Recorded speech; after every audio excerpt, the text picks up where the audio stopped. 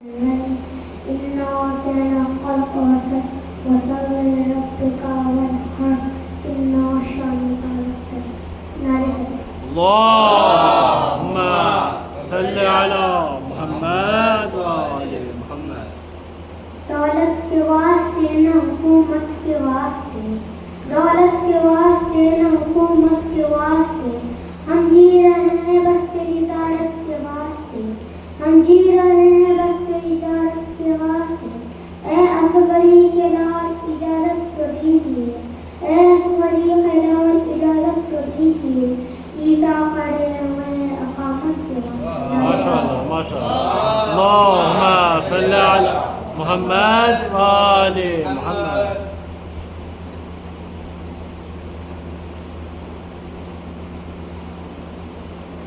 اللهم صل على محمد وآل محمد.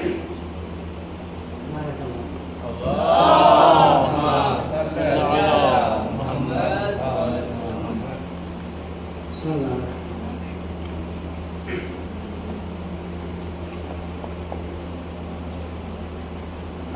ہنگام عصر وقت، ہنگام عصر وقت، عبادت کا ہو گیا، ہنگام عصر وقت، عبادت کا ہو گیا،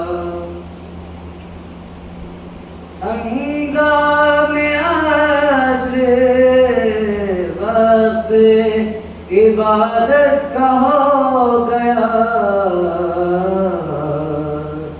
پر اہتمام حفظ شریعت کا ہو گیا، پر اہتمام حفظ شریعت کا ہو گیا، زخمی نشان حق کی صداقت کا ہو گیا، زخمی نشان حق کی صداقت کا ہو گیا، کردار عاشقار امامت کا ہو گیا، کردار عاشقار امامت کا ہو گیا، اترے فرش سے سجدے خالق کے واسطے، اترے فرش سے سجدے خالق کے واسطے، تشہیر دید عظمت خالق کے واسطے، تشہیر دید عظمت خالق کے واسطے، شمر لیل جو سوئے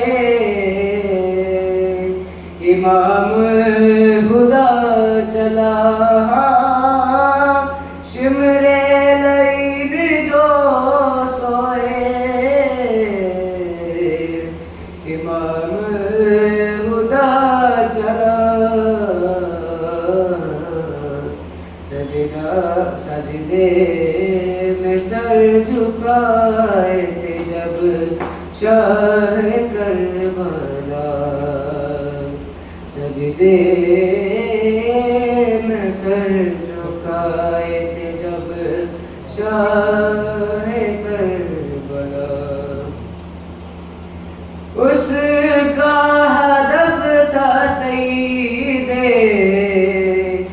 مظلوم کا گلا اس کا ہدف تھا سید مظلوم کا گلا بے سر وہ کرنے جاتا تھا زہرا کا لاڈلا بے سر وہ کرنے جاتا تھا زہرا کا لاڈلا بولا وہ مت شہید کرو ام جان کو بولا وہ مت شہید کرو ام جان کو کس واسطے مٹاتے ہو ایمان کی شان کو کس واسطے مٹاتے ہو ایمان کی شان کو ہنگام حسن وقت عبادت کا ہو گیا پر اہتمام میں سے شریعت کا ہو گیا. اللهم صل على محمد وآل محمد. اللهم صل على محمد وآل محمد. اللهم صل على محمد وآل محمد.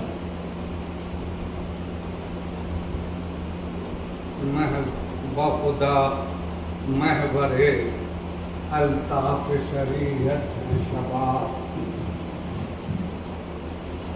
بخدا محور الطاف شریعت ہیں شباب منظر جرت و حصار و مروت ہیں شباب گلشن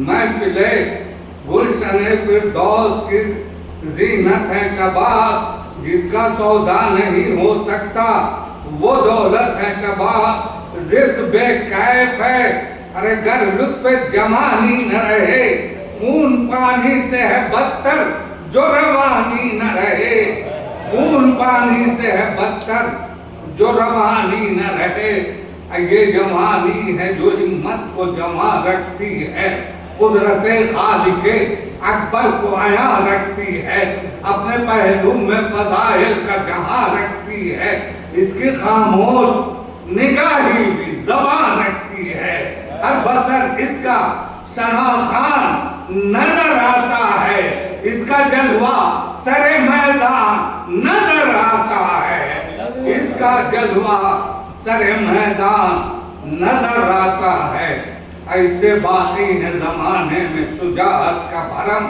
مدح خواہ اس کے ہیں تیغ و تبر و تبل و علم لافتہ کہہ کے کیا حق نے بلند اس کا حشم جس نے رکھے ہیں سرے دوش نبی اپنے قدم جو ہیں سی ہوش وہ فرزان سمجھتے ہیں انہیں جو ہے سی ہوش وہ فرزان سمجھتے ہیں اسے وہ ہے دیوانہ جو دیوانہ سمجھتے ہیں اسے وہ ہے دیوانہ جو دیوانہ سمجھتے ہیں اسے کون سمجھے گا زمانے میں بھلا اس کا کمال کوئی بھی عہد نہیں عہد جوانی کی مثال یہ محمد کا جمال اور یہ حیدر کا جلال آیا جب شہ کے جگر بند کا 18 سال اس کے جلووں میں وہ انوار نظر آنے لگے ارے ہو بہو احمد مختار نظر آنے لگے ہو بہو احمد مختار نظر آنے لگے आली अकबर से जवानी को मिला है ये शरफ, बन गई गौहरे किरदार शराफत का सदफ। जब उलटने लगी मैदान में सफ ब सफ, खुद से देने लगे दाद वगाशा है नजफ। अपने तेवर जो कभी अरे जंग में दिखलाती है, मौत भी इसकी ज़ियारत को चली आती है, मौत भी इसकी ज़ियारत को चली आती है। हमला करता था तो हिल जाती थी मक्तर की ज़मीन, आस्तीन उल्टे हुए मिसले अली चीबत जबी, सामने आने की बदकारों को हिम्मत भी नहीं, देखकर चेहरे अकबर को ये कहते थे नहीं, अरे तालिबे बैरते फासिक का जवाब आया है, लौट कर मुर्सले आजम का शबाब आया है, लौट कर मुर्सले। इसको मालिक ने बनाया है वो अपना शहकार, जिसकी हर एक अदा पर है फजीलत भी निसाब, इसकी गुफ्तार में है नहजुल बलागत का निखार, इसकी रफ्तार है रफ्तार शहर अर्श वक़ार, रुख से ये अहमद मुख्तार नजर आता है, नाम से हैदर कर्रार नजर आता है, नाम से हैदर कर्रार नजर आता है। नागहा आई सदा रन से के आओ बाबा, अपने फर्जंद को सीने से लगा लो बाबा। आग जो दिल में भड़कती है बुझाओ बाबा, बेटा घोड़े से गिरा आके बचाओ बाबा। ये तो कहता नहीं अरे दरिया की रवानी दे दो मेरे बाबा, मुझे एक घूंट तो पानी दे दो। आ देख कर बेटे को दिल अपना संभाला शहने, किया फर्जंद की तस्की का इरादा शहने। या अली कह के जो फल बर्छी का खींचा शहने, फल में बर्छी के जिगर बेटे का देखा शहने। दिए आवाज के या फातिह खैबर राहो, बाप उठा सकता नहीं लाशे अकबर राहो।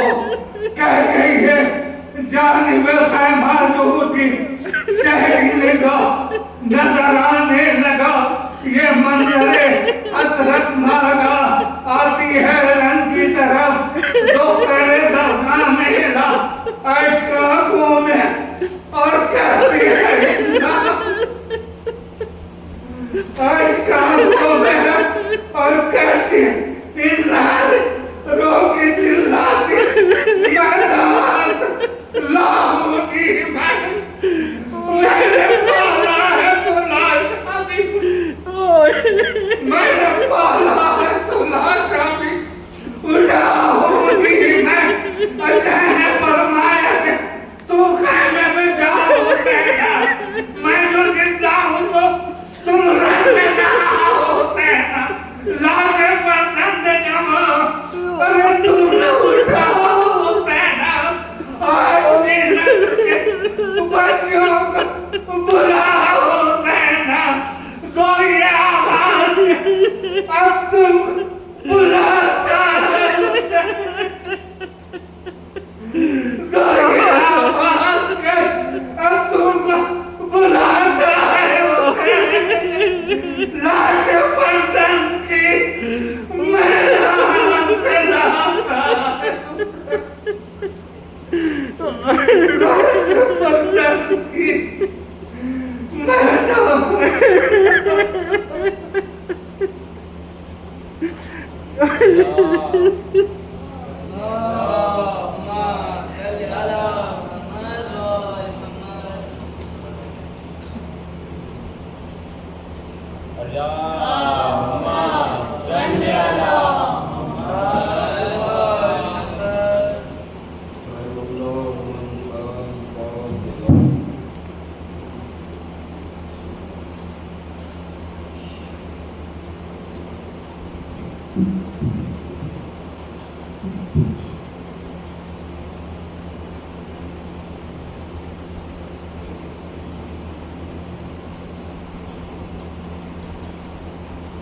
لا حول ولا قوة إلا بالله العلي العظيم.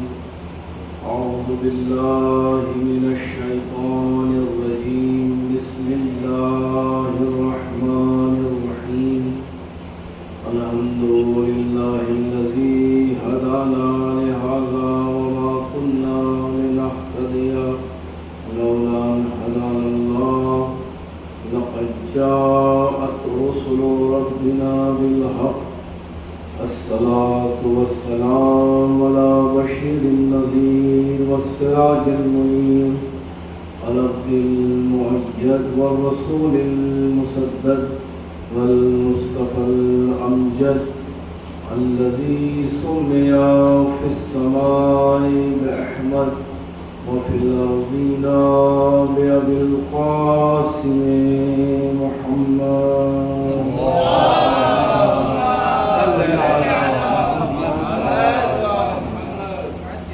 وعلى آله الطيبين الطاهرين المعصومين المظلومين ولعنة الدائمة على أعدائهم أجمعين من يومنا هذا إلى قيام يوم الدين.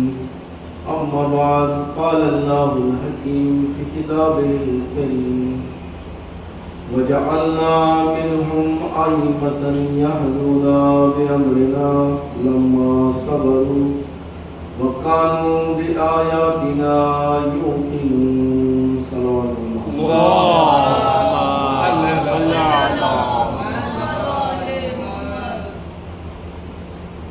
حضرات گرامی، کل ارشاد جناب رب العزت ہو رہا ہے کہ جب انہوں نے صبر کیا اور ہماری آیات پر یقین رکھتے تھے تو ہم نے انہی میں سے ائمہ بنائے اور وہ ہمارے امر سے ہدایت کرتے ہیں. امامت کے موضوع پر گفتگو چل رہی تھی.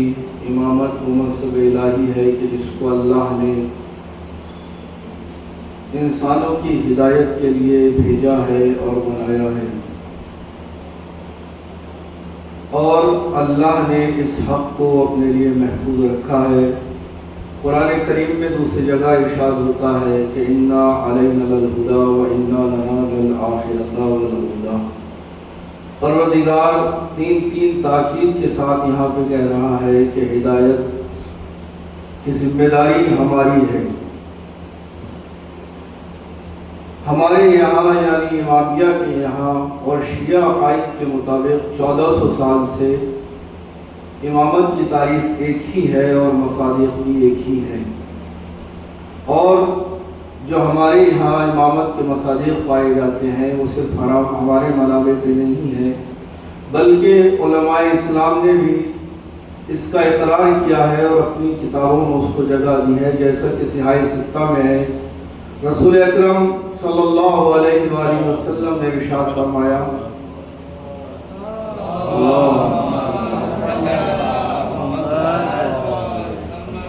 کہ حسن و حسین امام ہیں،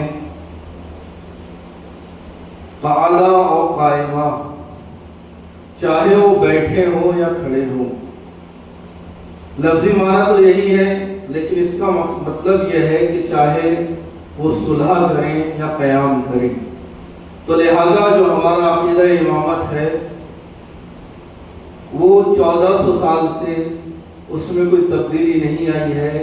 اس کے مصادیق بھی، اس کا مفہوم بھی، اس کی تعریف بھی اپنی جگہ پر موجود ہے. لیکن برادران اسلامی نے جیسے جیسے مصلحتوں کو سمجھا اور مصلحتیں تبدیل ہوتی رہیں، ان کے یہاں پر امامت کی تعریف اور اس کے مصداق تبدیل ہوتے رہے. جب انہوں نے چاہا کہ غاصب خلافت کی مشروعیت ثابت کی جائے تو انہوں نے کہہ دیا کہ یہاں پہ امامت سے مراد خلافت ہے، اور ظاہر میں جو ظہور ہوگا امامت کا وہ خلافت کی شکل میں ہوگا. جب انہوں نے چاہا کہ 40 امامتوں کو جائز قرار دے دیا جائے تو انہوں نے کہا کہ یہاں پہ امام سے مراد امام فقہی ہے. جب انہوں نے چاہا کہ جبر و استبداد کی بنیاد پر تخت حکومت پر قابض ہونے والے بادشاہوں کو مشروعیت دے دی جائے، تو انہوں نے کہہ دیا کہ یہاں پہ امامت سے مراد ملوکیت اور بادشاہت ہے، اور ملوکیت اور بادشاہت بھی وہ نہیں کہ جس کو قرآن نے بیان کیا ہے، خلافت بھی وہ نہیں جس کو قرآن نے بیان کیا ہے، امامت بھی وہ نہیں جس کو قرآن نے بیان کیا ہے، بلکہ لوگوں کا بنایا ہوا خلیفہ، لوگوں کا بنایا ہوا امام اور لوگوں کا بنایا ہوا بادشاہ، یہ جبر و استبداد کی بنیاد پر تخت حکومت پر قابض ہونے والا بادشاہ۔ لیکن ہم امامیہ کے نزدیک اور شیعوں کے نزدیک 1400 سال سے امامت کی تعریف ایک ہی ہے اور مصداق بھی ایک ہی ہے۔ لیکن سوال یہاں پہ پیدا یہ ہوتا ہے کہ جیسا کہ میں نے اپنی تمہیدی گفتگو میں کہا تھا کہ اللہ نے سیاسی نظام کے طور پر ہم کو جو نظام دیا ہے وہ نظام امامت ہے، یعنی زمانے کا امام مسلمانوں کے دنیاوی امور پر بھی اور دینی امور پر بھی حاکمیت رکھتا ہے نبی کی جانشینی میں۔ اب سوال یہاں پہ یہ پیدا ہوتا ہے کہ خارج میں اگر دیکھا جائے تو ہمارے اماموں نے حکومت کہاں کی ہے؟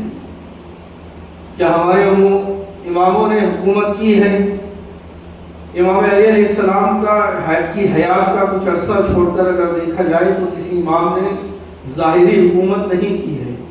تو اس کا جواب یہ ہے کہ اللہ نے امام کو دو طرح کے اختیار دیے ہیں۔ ایک تکوینی اختیار ہے کائنات کے اوپر کہ جس کو امام سے کوئی سلب نہیں کر سکتا، لیکن جو امام کا تشریعی اختیار ہے اللہ نے اس کو نعمت کے طور پر رکھا ہے، یعنی حاوی برحق زمانے میں آتا ہے، دنیا میں آتا ہے اور اپنی شناخت کراتا ہے۔ شناخت کرانے کے بعد لوگوں کی گردن پہ یہ وظیفہ عائد ہوتا ہے کہ وہ آئیں اپنے زمانے کی امام کے بیعت کریں اور ان کی اطاعت کریں، یعنی ایک نعمت کے طور پر ہے، اللہ نے بھیج دیا، شناخت کرا دی۔ اب اس نعمت سے اگر لوگ چاہیں تو استفادہ کریں، استفادہ کر کے شکرانے نعمت کریں، اور اگر چاہیں تو اس کو رد کر کے کفران نعمت کریں۔ اور رسول اکرم کی سیرت میں بھی اگر آپ دیکھیں تو رسول اکرم نے ہدایت کے امور کو انجام دیا، لیکن ان کی سیرت میں کہیں نہیں ملتا کہ اللہ کے رسول نے اپنی حکومت کو قائم کرنے کے لیے کہیں پہ تلوار اٹھائی ہو۔ جو سب سے پہلی حکومت اسلام کی قائم ہوئی ہے مدینے کے اندر، وہ کس طریقے سے قائم ہوئی؟ اللہ کے رسول مکے میں تشریف فرما ہے، لوگ مدینے سے آتے ہیں، رسول سے نصرت کا وعدہ کرتے ہیں، اللہ کی رسول کی حقانیت کی گواہی دیتے ہیں، اور ان کے ہاتھ پہ بیعت کر کے ان کو دعوت دیتے ہیں کہ آپ مدینے تشریف لائیں اور ہم آپ کی نصرت کے لیے حاضر ہیں۔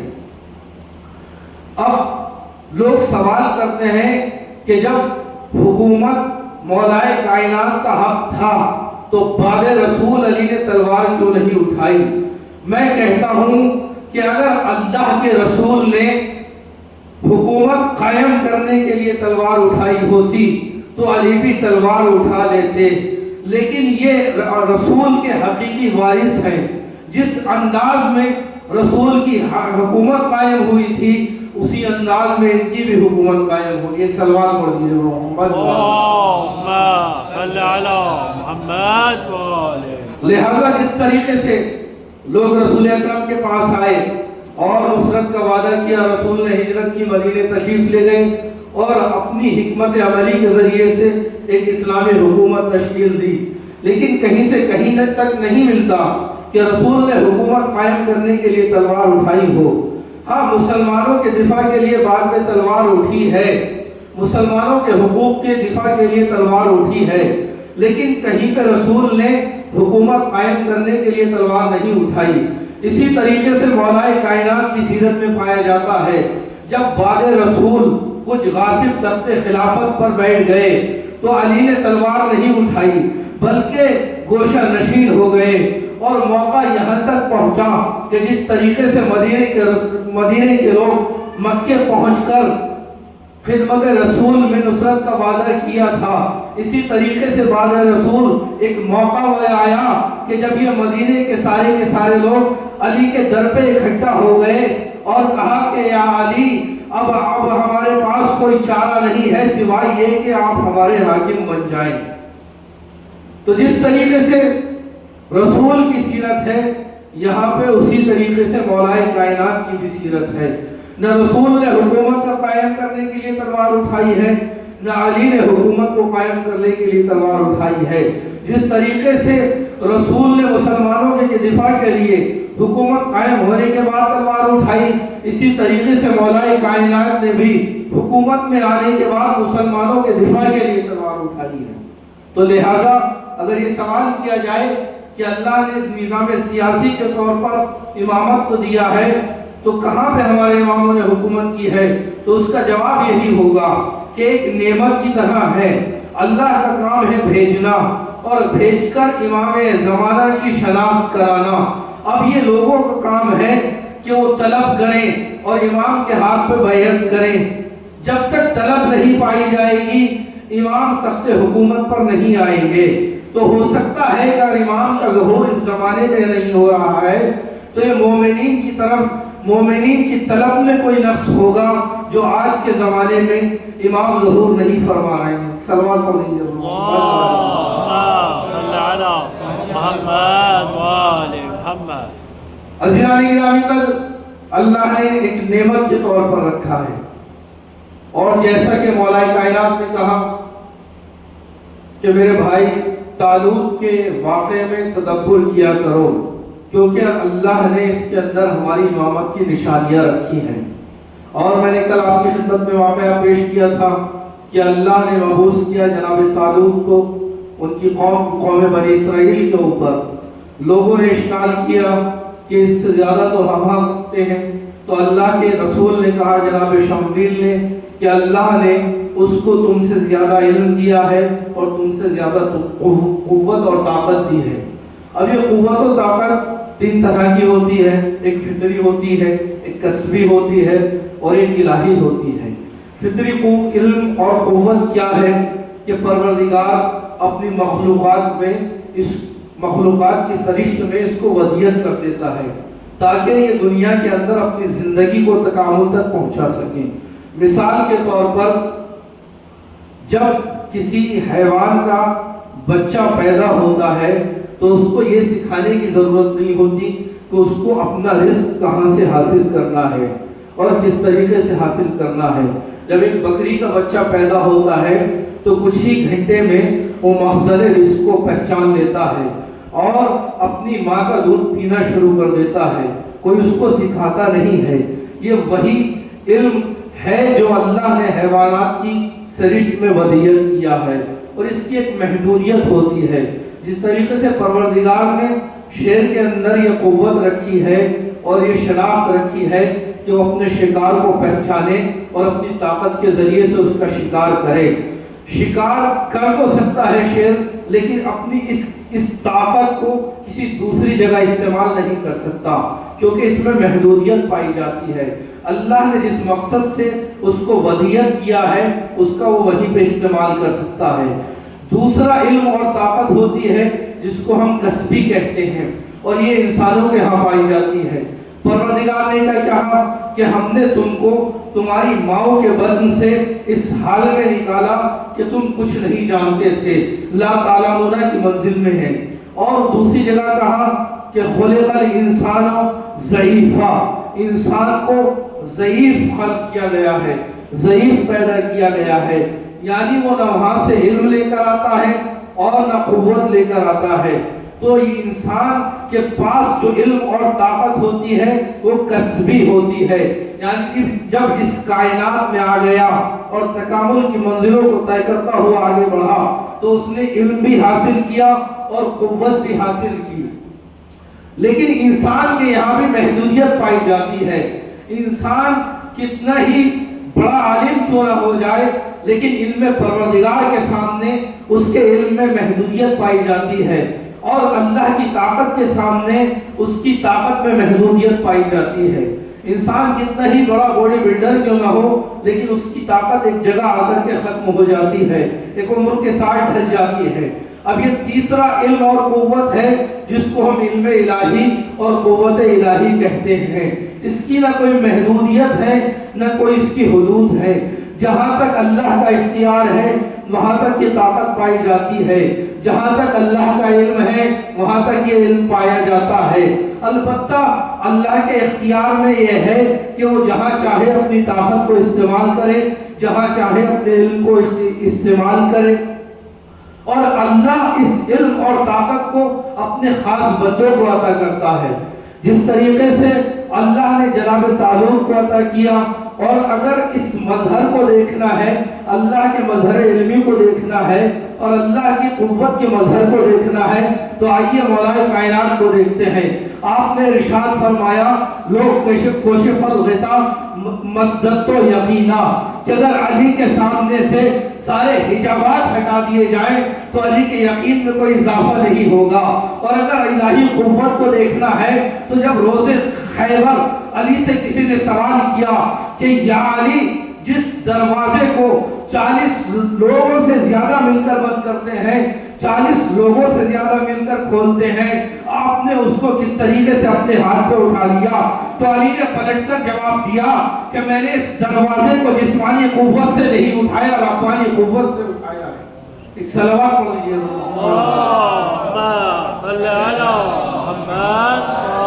تو یہ اس علم و طاقت کا مظہر ہے کہ جس کو الہی طاقت اور الہی علم کہا جاتا ہے. پروردگار نے جب ملوکیت اور بادشاہت کو بیان کیا قرآن میں, تو اللہ نے کہا کہ وہ تم سے زیادہ علم رکھتا ہے اور تم سے زیادہ طاقت رکھتا ہے.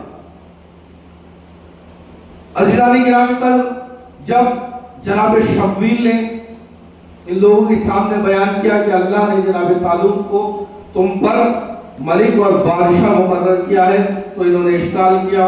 اس کے بعد پروردگار نے کہا کہ اللہ نے تمہارے اوپر اس کو چنا ہے. پھر انہوں نے اللہ سے نشانی طلب کی کہ پروردگار کی بارگاہ میں کہ اگر اللہ نے طالوت کو ہمارے اوپر ملک اور بادشاہ مقرر کیا ہے تو اس کی نشانی کیا ہے.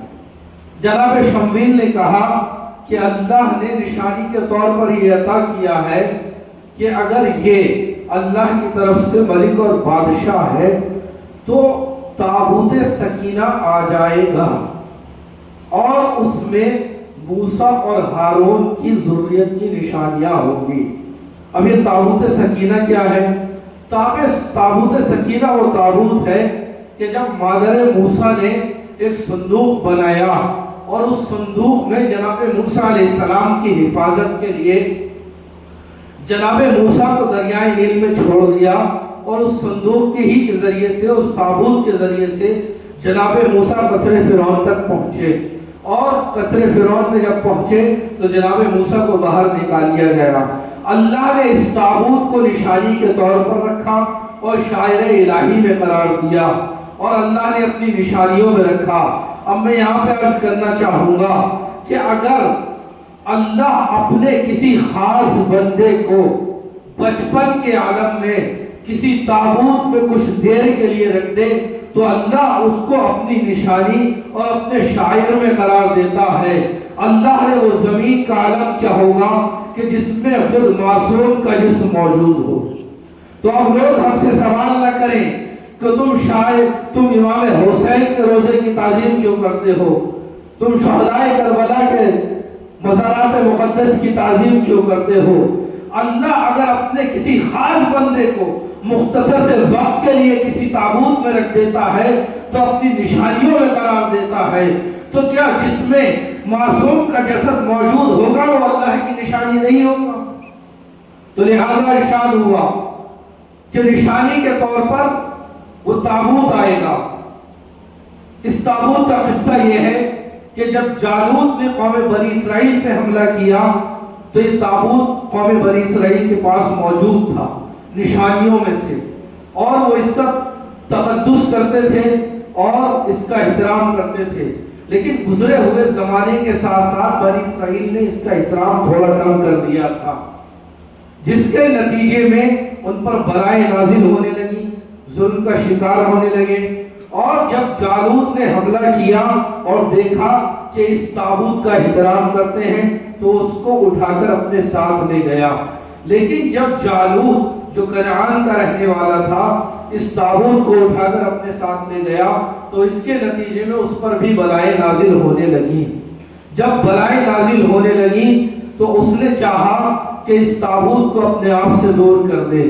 اس نے جیسا کہ مورخین نے بیان کیا ہے 2 بیل منگائے اور بیل منگانے کے بعد اس پہ اس تابوت کو حمل کیا اور ایک راستے کی طرف چھوڑ دیا.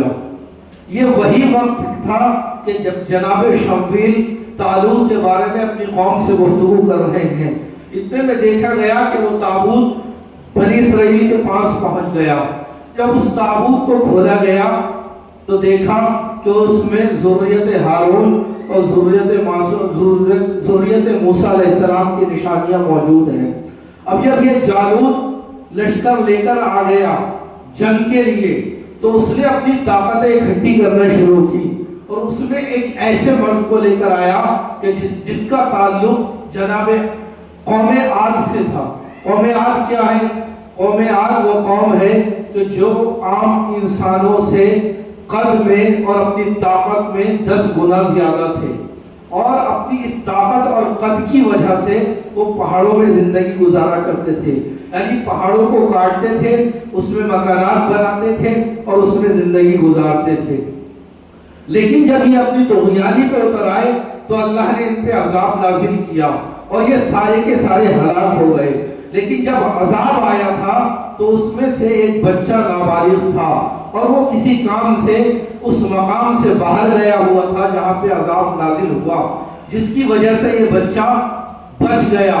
اور یہ جب اپنے سن بلوغ تک پہنچا اور جوانی کی منزلوں میں پہنچا تو یہ عام انسانوں سے طاقت میں بھی اور قد میں بھی 10 گنا زیادہ تھا. اور وہی طغیانی جو قوم عاد میں پائی جاتی تھی اس کے اندر بھی پائی جاتی تھی. تو جالوت جو ظالم بادشاہ تھا کنعان کا اور بنی اسرائیل کے اوپر حملے کیا کرتا تھا, اس نے اس قوم عاد کے بچے ہوئے شخص کو اپنی طاقت کے طور پر اپنے لشکر میں شامل کیا. جب یہ بات بنی اسرائیل کو معلوم ہوئی کہ جالوت کے ساتھ قوم عاد کا بچا ہوا شخص آیا ہے اور بہت ہی خطرناک ہے, انسانوں کو کیڑوں مکوڑوں کی طرح کھا جاتا ہے, تو ان کے اندر ایک ڈر پیدا ہو گیا اور انہوں نے جناب شمویل سے سوال کیا کہ ہم اس کا مقابلہ کس طریقے سے کریں گے. جناب شمویل علیہ السلام نے اس صندوق کو کھولا جس کو تابوت سکینہ کہا جاتا ہے. اس صندوق میں سے ایک زرہ نکلی جو موسیٰ علیہ السلام کی زرہ تھی. جناب شمویل نے اپنی قوم سے کہا کہ جس کے بدن پر بھی یہ زرہ فٹ آ جائے گی وہی اس شخص کو قتل کرے گا اور اس کے ذریعے سے ہی فتح حاصل ہوگی. پوری قوم کو زرہ پہنا کر دیکھ لی گئی, کسی کے بدن پر وہ زرہ نہیں آئی. اب پریشانی کے عالم میں پوچھا گیا کہ کیا ہماری قوم کا کوئی شخص باقی ہے کہ جس کے بدن پہ اس زرہ کو ڈالا جا سکے. تو میں نے کل عرض کیا تھا کہ جناب یعقوب کے 11 بیٹوں میں سے ایک لادی ہے اور اس لادی کی نسل سے جناب شمویل ہے. انہی کی نسل سے جناب آسا ہے جو اپنے 9 بیٹوں کے ساتھ اس لشکر میں شامل ہے جو جالوت اور وقت کے بادشاہ سے جنگ کے لیے نبی کی نصرت میں اکٹھا ہوا ہے. لیکن جناب آسا کے 9 بیٹے نہیں ہیں بلکہ 10 بیٹے ہیں. جب ان سے معلوم کیا گیا کہ آپ کا 10واں بیٹا کہاں ہے تو انہوں نے کہا کہ وہ تو ایک بہت ہی کمسن ہے اور میں نے اپنے غلے کے پاس اس کو چھوڑ دیا ہے اور کہاں وہ جنگ میں شامل ہوگا. کہا گیا اس کو بلا کر لایا جائے. جب جناب آسا کے 10ویں بیٹوں کو بلا کر لایا گیا تو یہ زرہ اس کے بدن کے اوپر پوری طریقے سے آ گئی.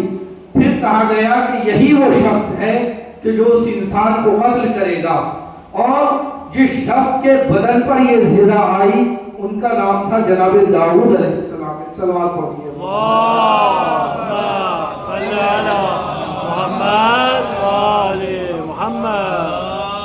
اللهم صل على محمد وآل. تو بہرحال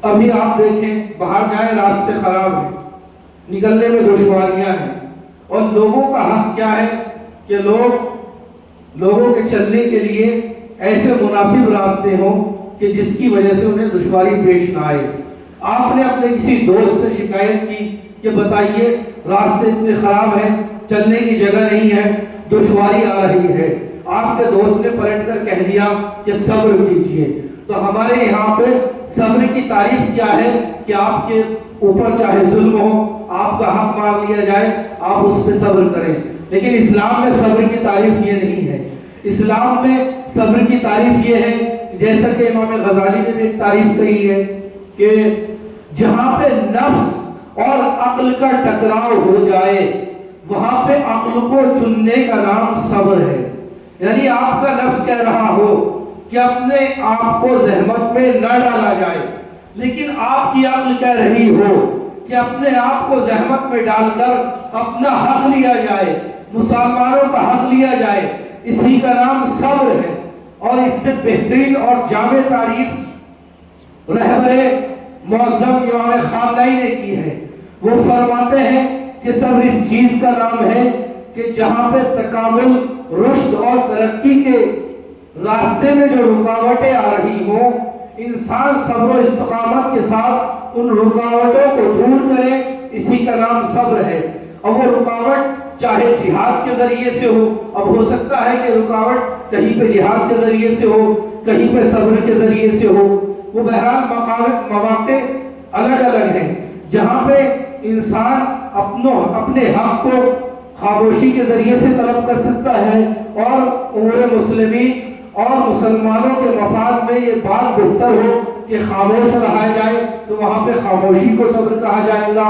لیکن جہاں پہ جہاد کے ذریعے سے، طاقت کے ذریعے سے مسلمانوں کے مفاد کو طلب کیا جا سکے اور حاصل کیا جا سکے تو وہاں پہ جہاد اور تلوار اٹھانے کو صبر کہا جائے گا۔ تو لہذا صبر کی تعریف وہ نہیں ہے جو ہمارے معاشرے میں رائج ہے، بلکہ صبر کی تعریف یہ ہے کہ جہاں ترقی اور رشد میں جو رکاوٹیں آ رہی ہیں ان کو دور کیا جائے، چاہے خاموشی کے ذریعے سے، چاہے بول کر، چاہے طاقت کے ذریعے سے، چاہے علم کے ذریعے سے، اسی کا نام صبر ہے۔ تو قوم بنی اسرائیل نے اللہ سے طلب کیا کہ پروردگار ہمیں صبر عطا فرما، وثبت اقدامنا، اور ہمیں ثابت قدم رکھ، وانصرنا علی القوم الکافرین، اور قوم کافرین پر ہماری مدد فرما۔ قرآن کریم نے اس کے علاوہ بھی ایک جگہ اور ارشاد فرمایا ہے، الذین قالوا ربنا اللہ ثم استقاموا، جو کہتے ہیں کہ اللہ ہی ہمارا رب ہے اور پھر اس پر ڈٹ جاتے ہیں، جیسے یہ 313 مومن ڈٹے، تتنزل علیہم الملائکہ، تو اللہ پھر ان کی نصرت کے لیے ملائکہ کو نازل کرتا ہے۔ بسنزینہ کی نام پر قوم بنی اسرائیل نے دعا کی کہ پروردگار ہمارے اوپر صبر نازل کر، ہمیں صبر عطا فرما، اور ہمیں ثابت قدم رکھ، اور ہمیں قوم کافرین کے اوپر نصرت عطا فرما۔ تاریخ نے لکھا کہ ان 313 کے مختصر سے لشکر نے جالوت جو ایک ظالم بادشاہ تھا اس سے جنگ کی، اس کے اوپر فتح بھی حاصل کی، اور جناب داؤد علیہ السلام نے نہ صرف جالوت کو قتل کیا بلکہ اس دیو قامت انسان کو بھی قتل کیا کہ جو عام انسانوں کو کیڑوں مکوڑوں کی طرح کھا جاتا تھا۔ ایک سلوات پڑھیے۔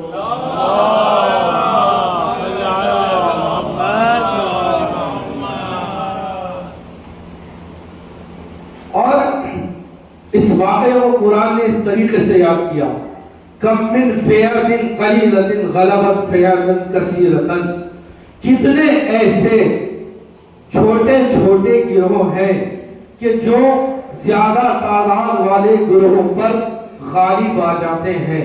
بس حضرات گرامی قدر، یہاں پہ صرف ایک جملہ عرض کروں گا کہ حق کچھ دیر کے لیے مغلوب تو ہو سکتا ہے، لیکن آخر میں جیت حق کی ہی ہوتی ہے۔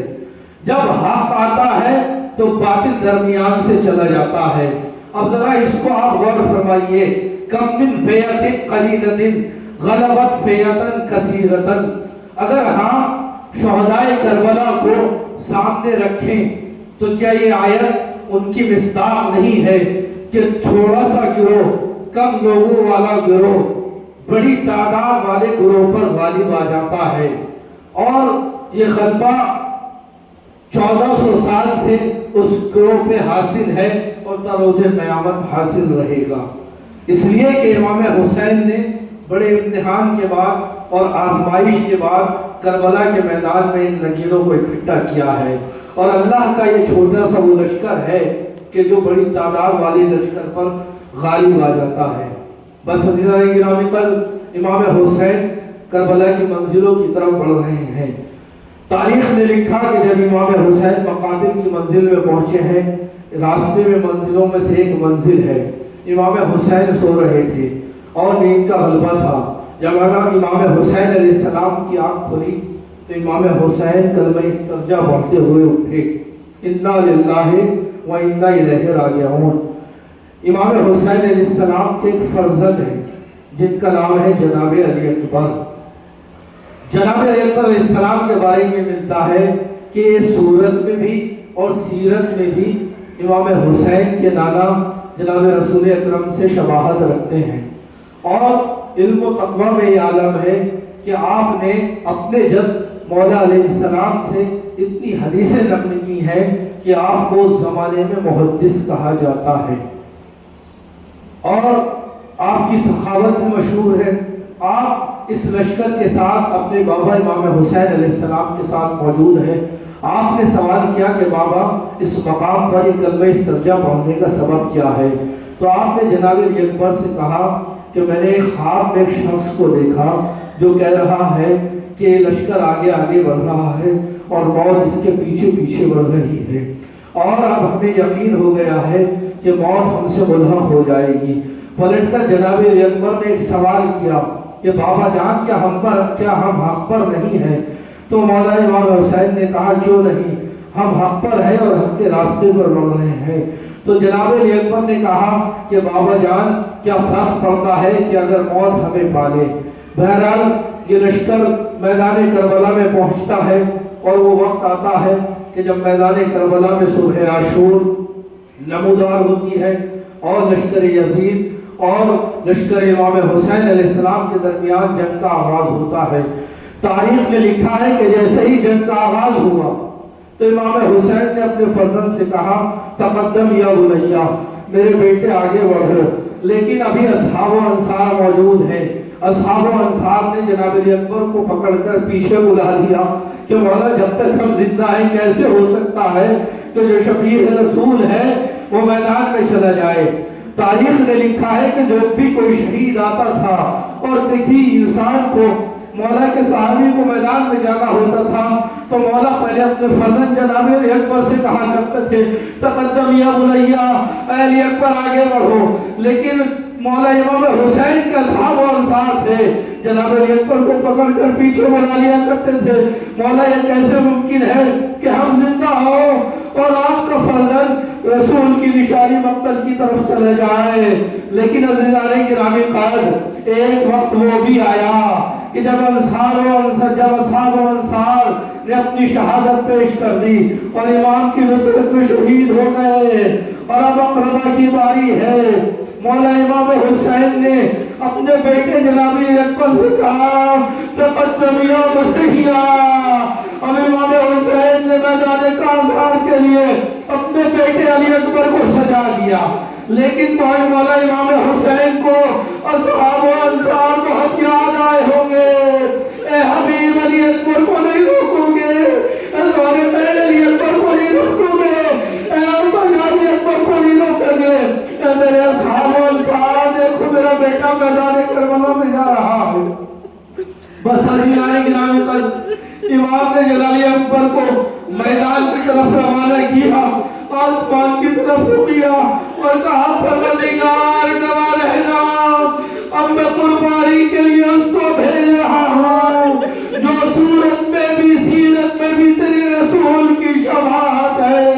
مولا نے جناب علی اکبر کو میدان کی طرف روانہ کیا، اور جب کوئی دور جناب علی اکبر چلے ہیں करना शुरू कर दिया। बेटे ने मुड़कर देखा, घोड़े का मोड़ा इमाम की खिदमत में आए कि मौला आप तो मुझे रुसवा कर चुके हैं। इमाम ने कुछ नहीं कहा, बस इतना कहा कि बेटा अली अकबर काश तुम भी साहिब औलाद होते। अज़ीज़ानी गिरामी कद्र, इमाम हुसैन का एक जवान बेटा मैदान कारजार में पहुंचा। मकातिल ने लिखा है कि उस प्यास के आलम में जनाब अली अकबर ने ऐसी जंग की, कभी दाईं तरफ हमला करते थे, कभी लश्कर के बाईं तरफ हमला करते थे, कभी कल्ब लश्कर पे हमला करते थे। और कूफे की फौजों में ये काम नहीं थी कि जनाब अली अकबर से नबर आजमाई कर सके।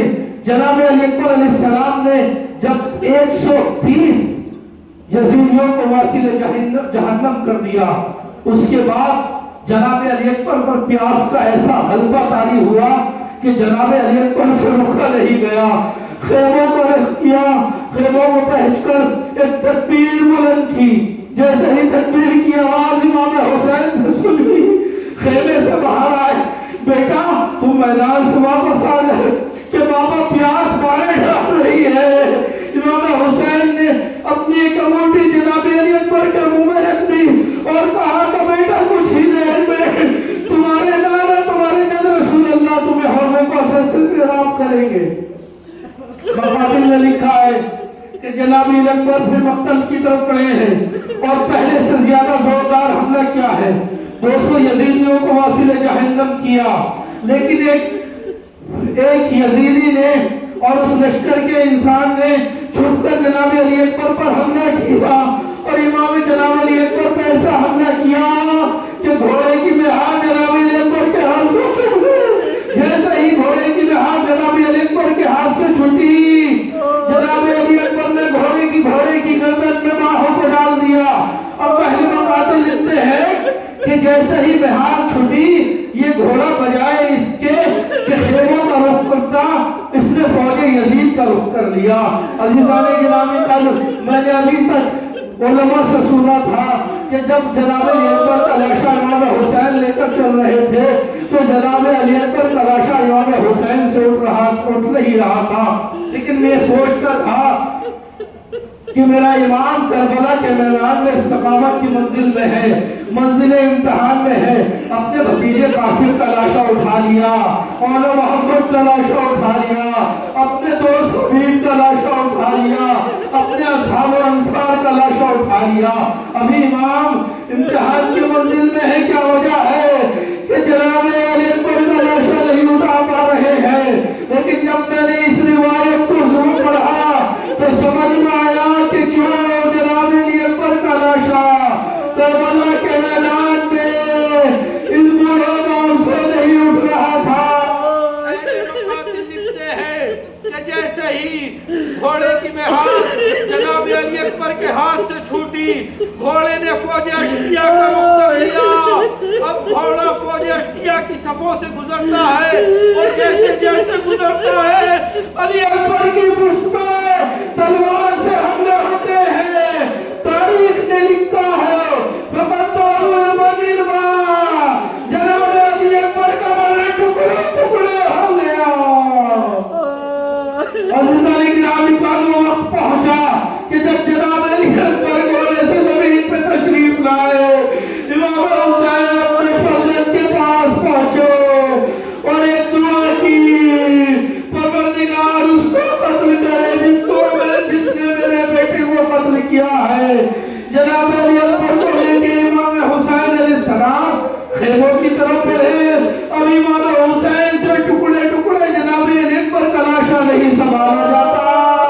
सीने को संभालते हैं तो पैर खत देने लगते हैं, पैरों को संभालते हैं तो अली अकबर का लाशा निढाल हो, सीना निढाल हो जाता है। एक मंजिल तक लेकर इमाम हुसैन जनाब अली अकबर के लाशे को आगे बढ़े और जब खेमों से जरा नजदीक हुए तो इमाम हुसैन ने आवाज दी, ऐ बनी हाशिम के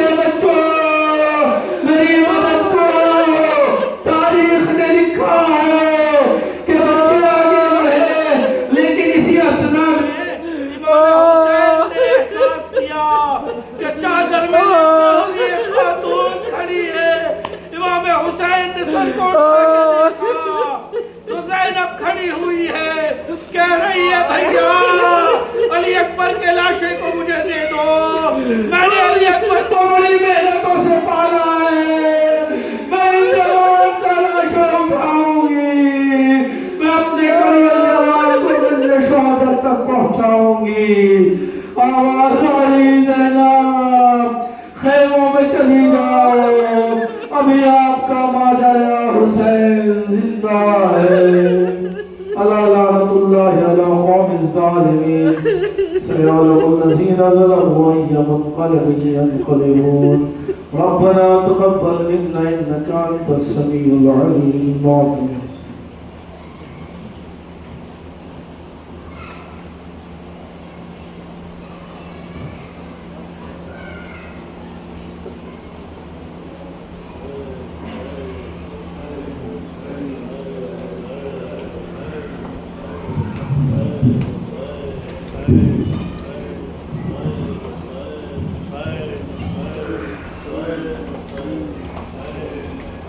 Hussein, ya Hussein, Hussein, ya Hussein, Hussein, ya Hussein, kamna hoga. Hussein, ya Hussein, Hussein, ya Hussein, kamna hoga. ये तो मज़लूम का मातम है, kamna hoga. ये तो मज़लूम का मातम है, kamna hoga. Hussein, ya Hussein, Hussein, ya Hussein, कम ना होगा। ये तो मासूम का मातम है, कम ना होगा। ये तो मासूम का मातम है, कम ना होगा।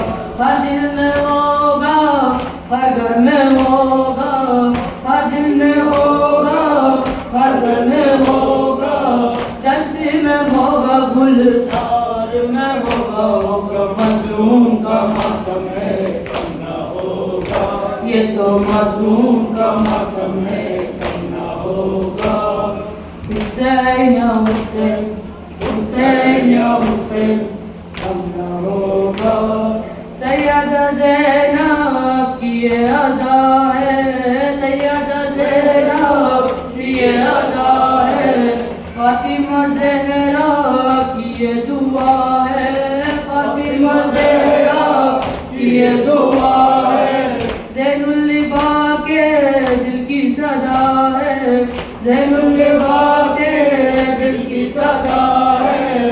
गम ये दिल ज़व्वार में होगा, होगा मज़लूम का मातम है, कम ना होगा। ये तो मासूम का मातम है, कम ना होगा। हर दिल में होगा, हर घर में होगा, हर दिल में होगा, हर घर में होगा।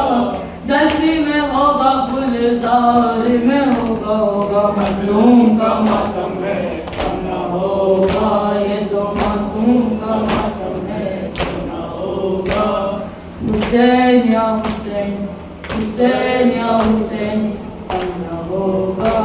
लाश पे शहर के ज़ैनब का वादा, देखेगी दुनिया अब ये नज़ारा। लाश पे शहर के ज़ैनब का वादा, देखेगी दुनिया अब ये नज़ारा। ए मेरे भैया मातम तुम्हारा, ए मेरे भैया मातम तुम्हारा। शाम के खूनी दरबार में होगा, होगा मज़लूम का मातम है, कम ना होगा। ये तो मासूम का मातम है, कम ना होगा। मज़लूम का मातम है, कम ना होगा। तो मासूम का मातम है, कम ना होगा। हुसैन या हुसैन, हुसैन या हुसैन, कम ना होगा। हुसैन या हुसैन, हुसैन या हुसैन, कम ना होगा। ये तो मज़लूम का मातम है, कम ना होगा। ये तो मासूम का मातम है, कम ना होगा। हुसैन या हुसैन, हुसैन या हुसैन, कम ना होगा। ये तो मज़लूम का मातम है, कम ना होगा। ये तो मज़लूम का मातम है, कम ना होगा।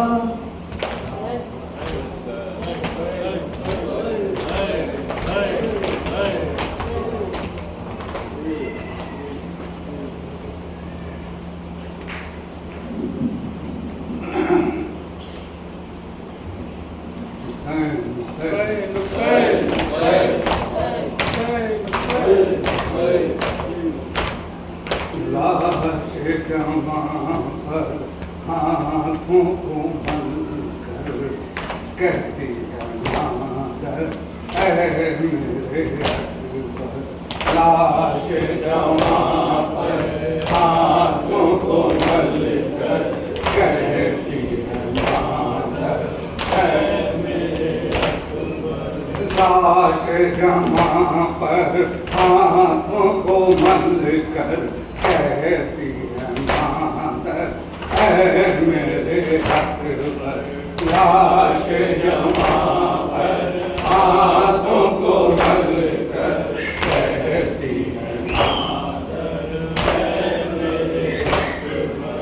जल गया तैमा सर है भरना सुन गई चादर ऐ मेरे अकबर।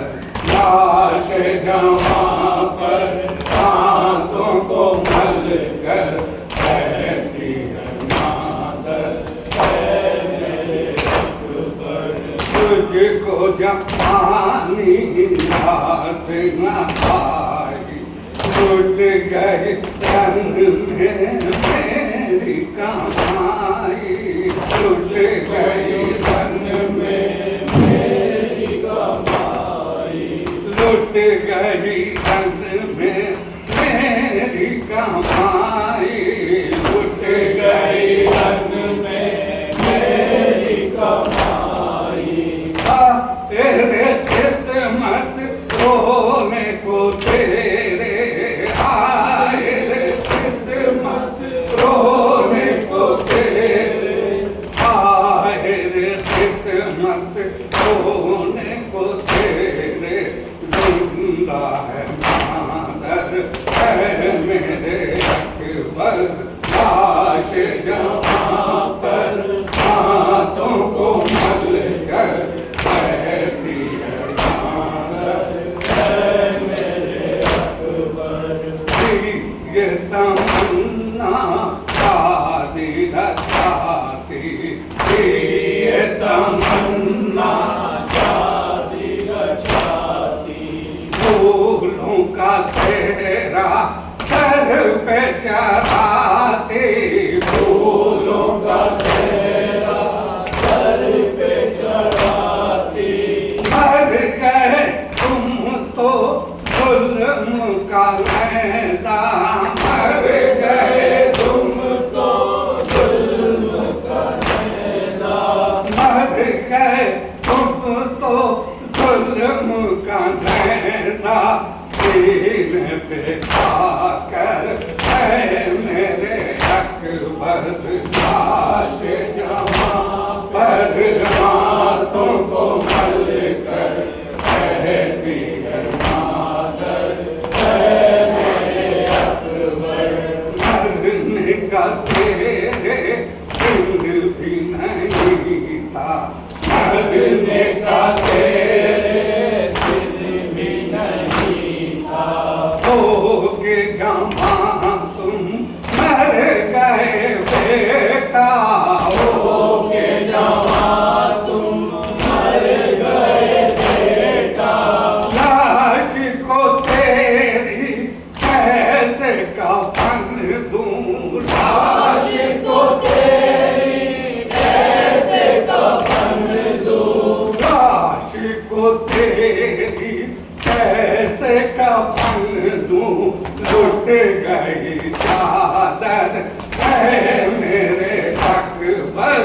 लाश जमा पर हाथों को मल कर कहती है मादर ऐ मेरे अकबर।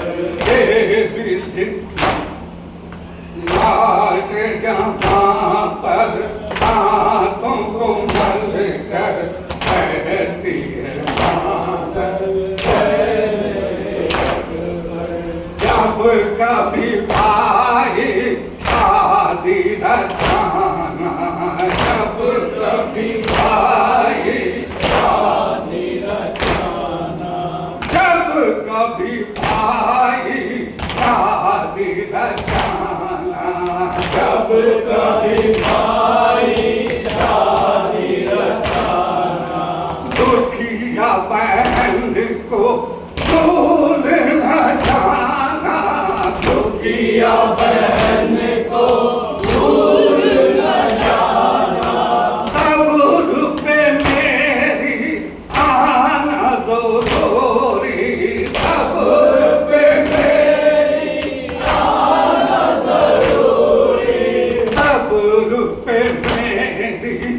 जाना जरूरी भाभी को लेकर है मेरे अकबर लाश जवाब कर हाथों को मल कर कहती थी मादर है मेरे अकबर लाश जवाब पर हाथों को मल कर कहती थी मादर है मेरे अकबर याद में तेरी रोती है सोहरा याद में तेरी रोती है सोहरा उसको खबर क्या मर गया भैया उसको खबर क्या मर गया भैया क्या वो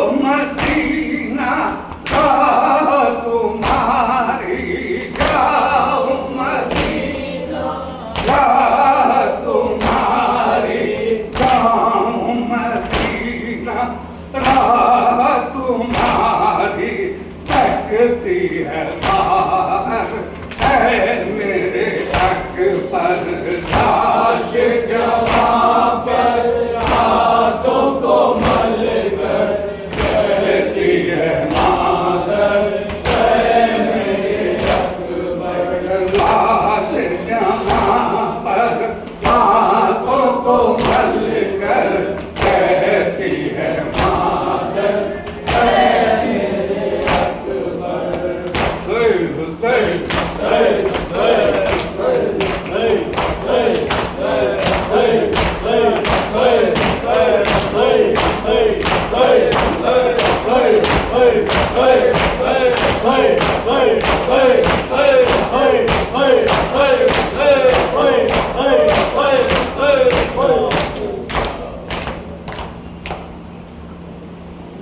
السلام عليك يا أبا عبد الله السلام عليك يا ابن رسول الله السلام عليك وعلى جدك وعميك السلام عليك وعلى عمك وعافيك السلام عليكم جميع الشهداء ورحمة الله وبركاته السلام عليك يا غريب الغرباء السلام عليك يا من الوفاء والفقراء السلام عليك يا شمس الشموس السلام عليك يا نسل النفوس المغفور بالنفوس السلام عليك يا علي بن موسى الرضا والوقت الموصل السلام عليكم ورحمة الله وبركاته السلام عليك يا مولانا يا صاحب الرسول والزمان الأمان الأمان الأمان بكل الأمان بشر الشيطان السلام عليك يا شهيد القرآن السلام عليك يا خليفة الرحمن السلام عليك يا إمام الرحمن يا حاضر جل الله تعالى فرجك وسهل الله تعالى مخرجك وظهورك وجعلنا من أمانك وأنصارك السلام عليكم ورحمة الله وبركاته